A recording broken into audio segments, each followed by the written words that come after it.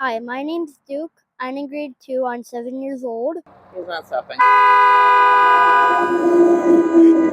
There is a lot of cars that have not stopped when I was getting on the bus.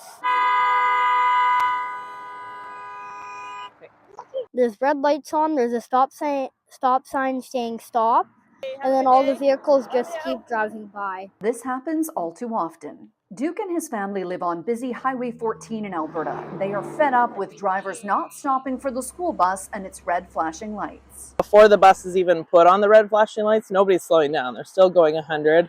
When the vehicles don't stop, it can make it pretty scary for the kids. And Wait, just wait. Okay, he's slowing down now. Okay, go. For 2 years, Crystal and her neighbors have been trying to get vehicles to stop illegally passing the school bus when its red lights are flashing and stop arm out. Right on by.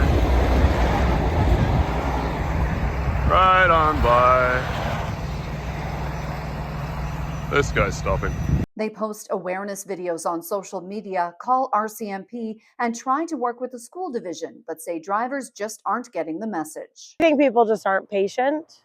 They just think that rules don't apply to them and they're not going to get caught. They'll pass the bus on into oncoming traffic, and that's scary too.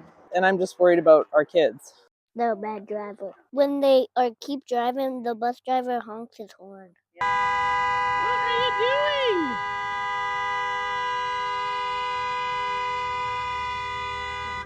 Okay, Alberta drivers, do you know what to do when approaching a school bus with its lights flashing? Are you sure?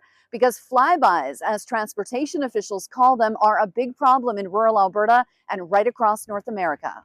When a school bus in Alberta is stopped with its red lights flashing and stop arm out, drivers must stop in both directions, whether you are behind the bus or approaching it from the front.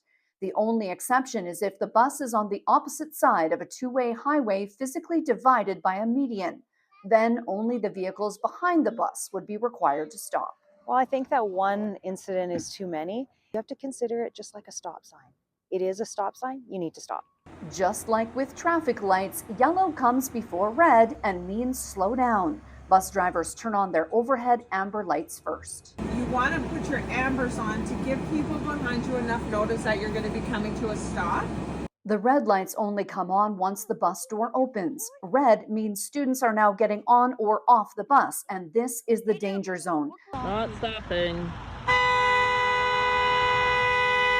Rural bus routes are strategically planned so that students are picked up on the right-hand side. Also, when possible, buses will drive into a rural driveway. So far this school year, there have been more than 90 flybys reported in the Oak Island Public School Division alone, and many are never reported.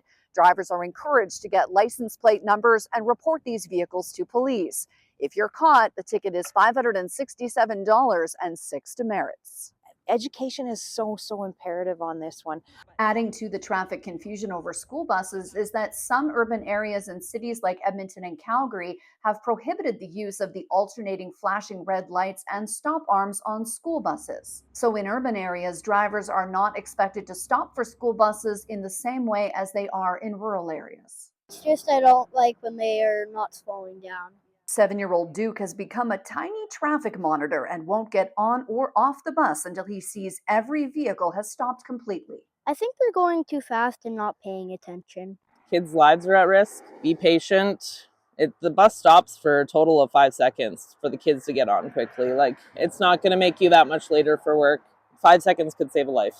So what else can we do to solve this problem? Well, in part 2 of this special report, we'll look at just that. We'll hear from an Alberta bus driver about her concerns. We'll look at what school division officials have been trying, and we'll look at the importance of a provincial education campaign.